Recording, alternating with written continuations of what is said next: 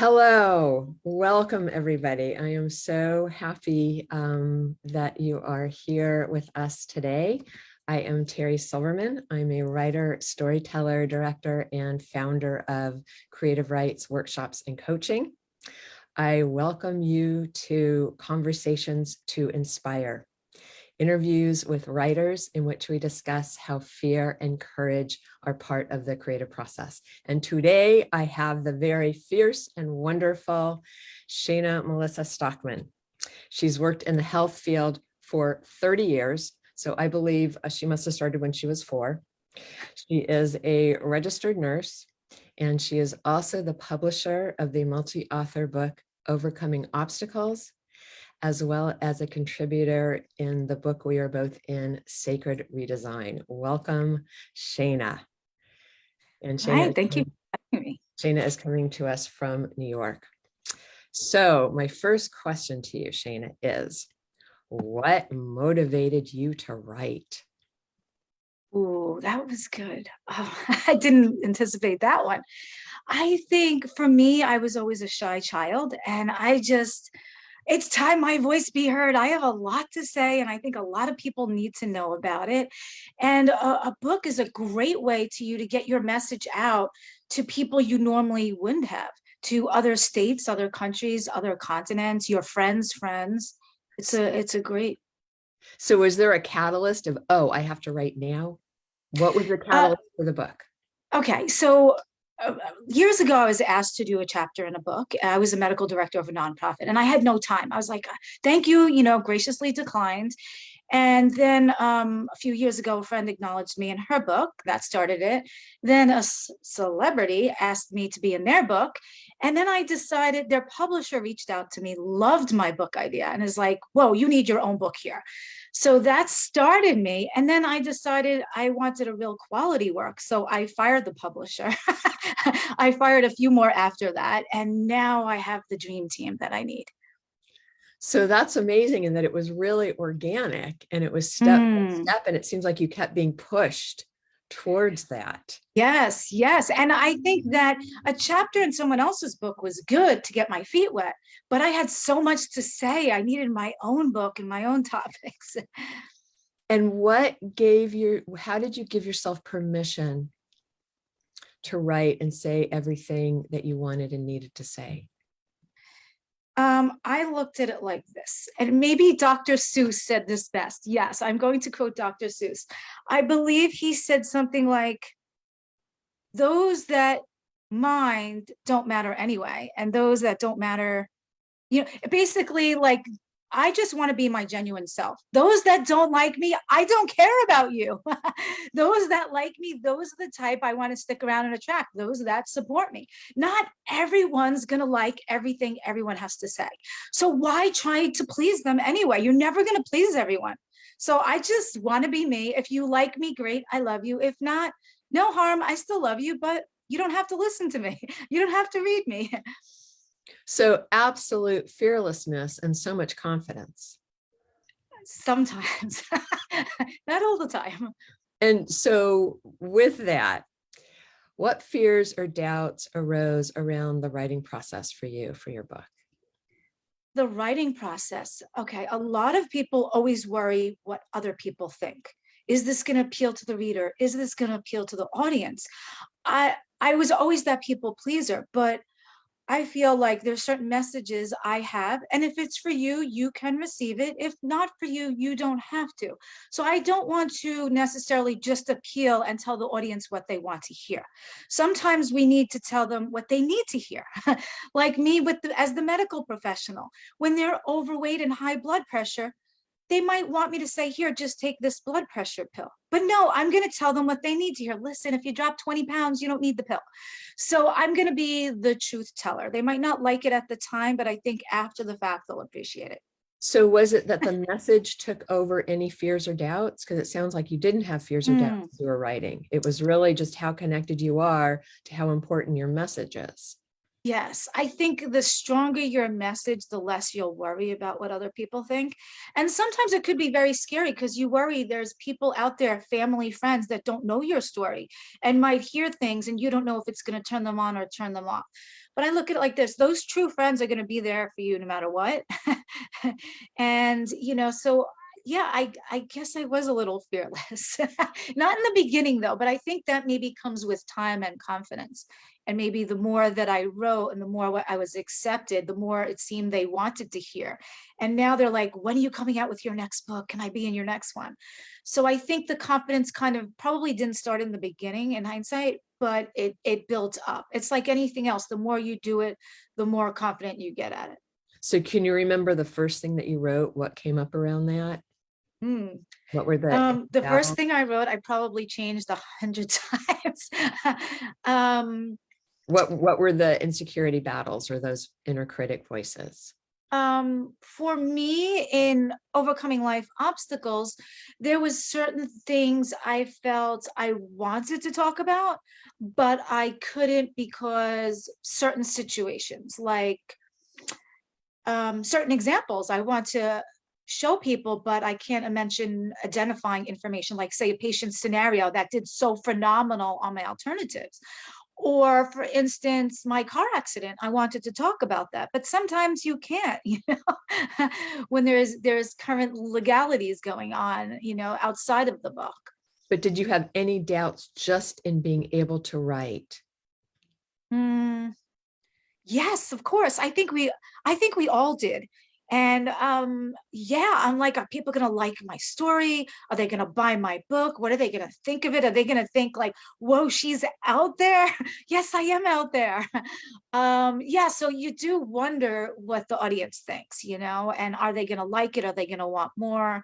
Are they gonna tell their friends? So, And and how did it has to come across in a way. When I first read my own chapter, I was like, oh, this sounds amazing, right? And because you know your story, so it makes sense to you, but you have to make sure it's going to make sense to someone reading it for the first time that doesn't know your background, so that was the harder part for me. of having that objectivity? And then in a compilation book, having to limit it to 2,500, 3,000 words, and be short and concise. And how did you discipline yourself to finish the book? Deadlines. I'm never late for a deadline. I always give myself extra time. And I think I learned this lesson in like elementary school. I waited to the very last day to do a really big project and my lights went out. And I couldn't see to do this collage of our dream board. And I was like, I'll never do this again. So I think it's important to give yourself extra time because there's going to be emergencies that come up. There's going to be a roof leak, a car accident, a friend that needs you. So you can't wait to the deadline. You're going to want to revamp it. You know, you might want to show it to a couple of friends and ask them their opinion because they're going to give you more uncensored opinion. They don't know the whole story, so they'll see if it makes sense to them. So I'd say give it extra time. And then I gave myself extra time. I said, listen, I don't want to look at it for a few days. I need a clear mind. So I'm going to put it aside for a few days and then I'm going to go back to it. And I kept doing that every few days and tweaking it and seeing was it within the word count and how many words can I eliminate. And I felt like when I was in elementary school or junior high and it used to have to be so many words, your reports, I was adding in a lot of the and ands and a's. And now I'm like trying to cut out all the extra words because that 3,000, I can talk a lot and I had to condense it. So I would say put it aside for a few days, lock yourself in a room when you're going through it or outside, in nature or down at the beach. Turn your ringers off. Don't answer your Facebook Messenger and just focus on it. You'll get it done a lot quicker. And then put it aside for a few days, go back, maybe have a couple close friends eyeball it for you. Run it through Grammarly, spell check yourself. Mm. And what did you learn about yourself through your creative process? I noticed a lot of the co-authors in my first book said the process was very cathartic and therapeutic and healing. And I had never thought about it like that. But I'm like, the more I'm hearing of my chapter and looking back and to see the struggles that I've been through and where I am today, I'm like, wow, I went through a lot. I'm going to give myself a pat on the back. I think we all need to do that sometimes, to look at our life as an outside perspective, looking in and say, whoa, I went through a lot. It's okay. You're doing good. So in the act of writing it, Outside as an outside. it was a way to validate yourself and really give yourself credit. Is there anything that you discovered about yourself that you didn't know about yourself before you started writing or with your creative process? A lot. I'm a little bit of a perfectionist, but I think that was good. I think that made the book because I went over everyone's chapter several times and re-edited and reformatted, and I italics certain things and bolded and centered.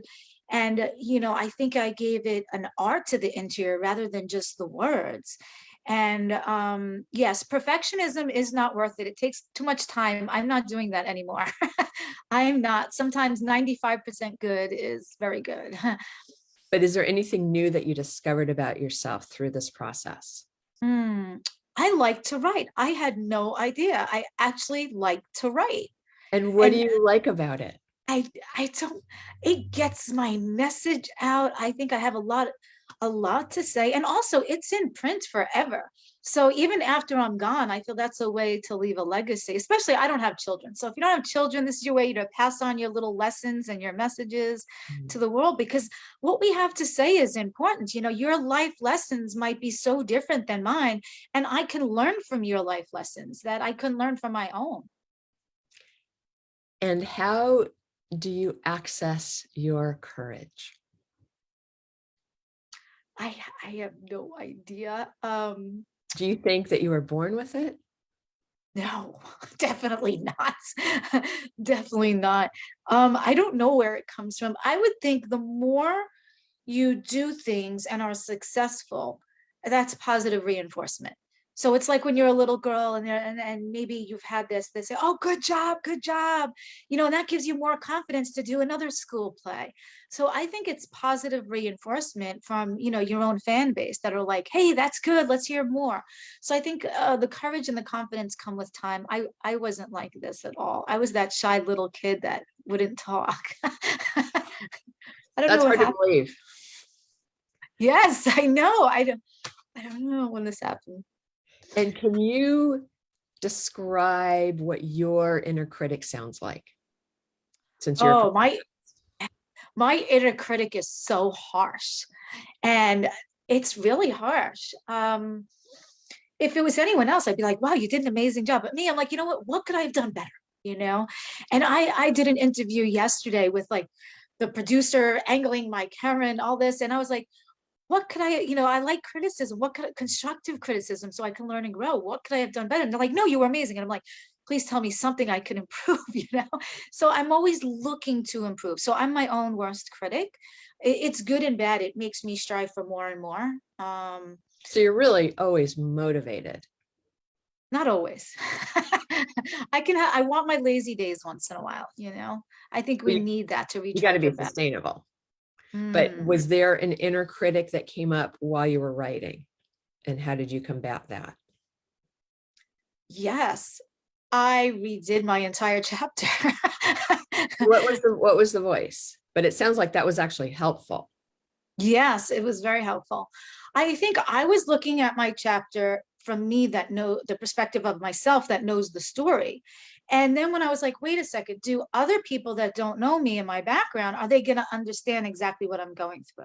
So I had to go into a little more detail in certain points where, you ever have someone that talks to you and say, oh, David said this, and you're thinking like, who is David? And they assume you know who David is, right? And sometimes when we write our book, we do the same thing. We're just assuming the reader knows the background and they don't. So I think it's good to try to picture yourself as an outside reader that doesn't know you. And are they going to understand the message? And what is the message? Is there a message?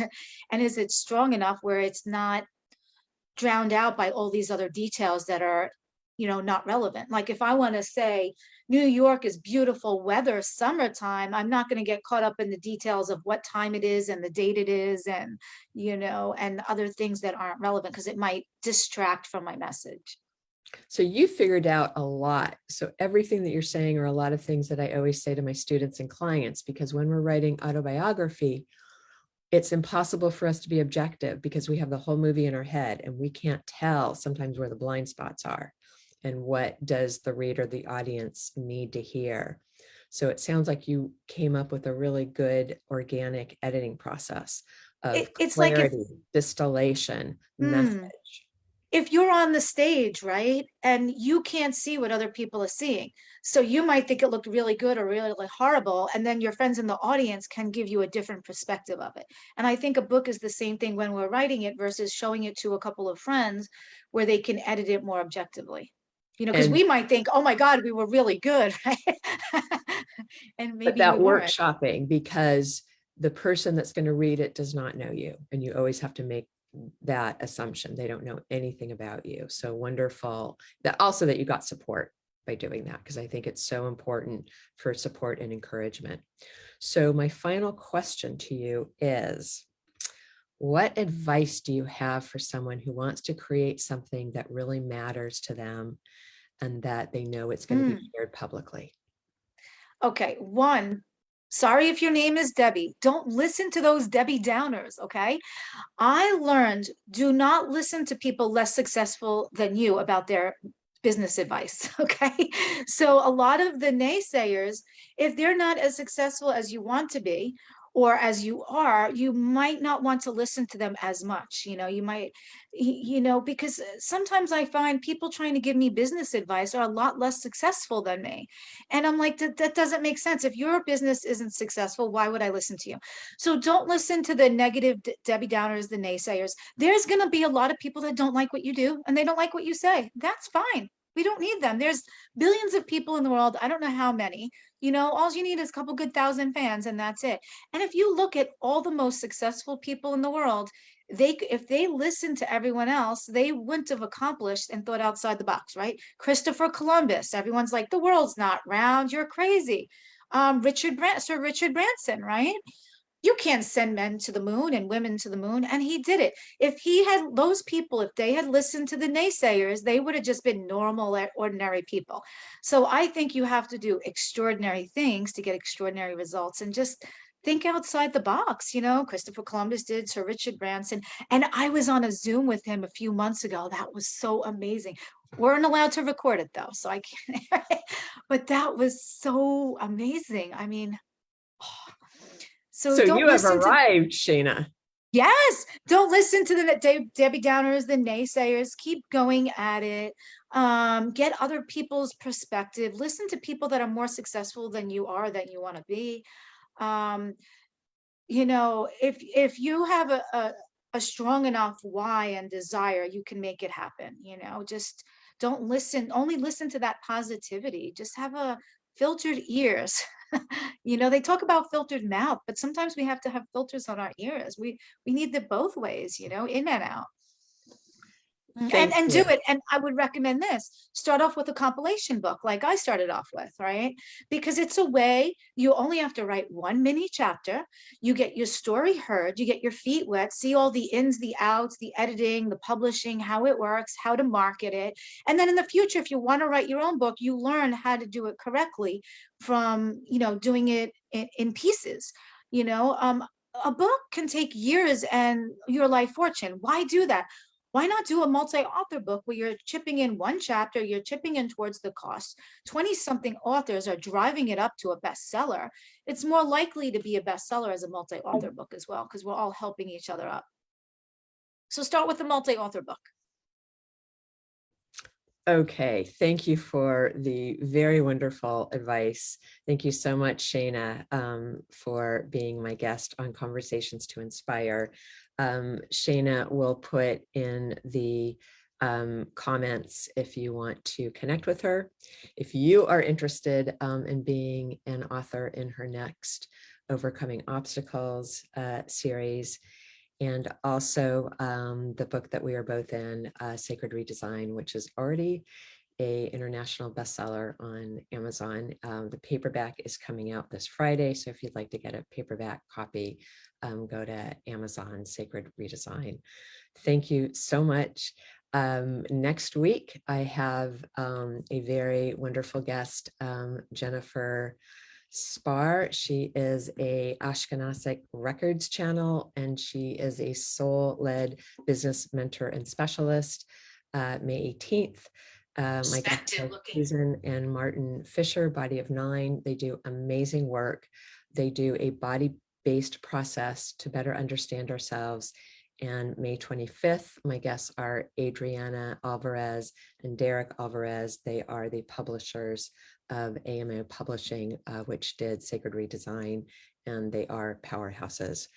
Thank you so much for being here, and I hope to see you at the next Conversations to Inspire. Thank you. Okay, so you know what happened? I had no idea after I did the thing that then there was one more step. So none of this went out to Facebook Live. No, it did the whole thing. It did?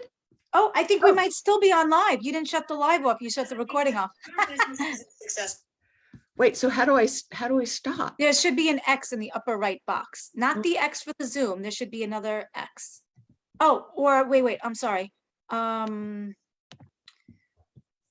it says Facebook Live, there should be a little arrow for stop live stream. It might be in your lower right. I think that's where it was for me last time as the host. You have to stop live stream. I see my live button in the upper left. It's a red button, but I don't know where it is on you as the host. So I'm going to just have to end the Zoom call. Wait, look under more. Maybe the three dots. No.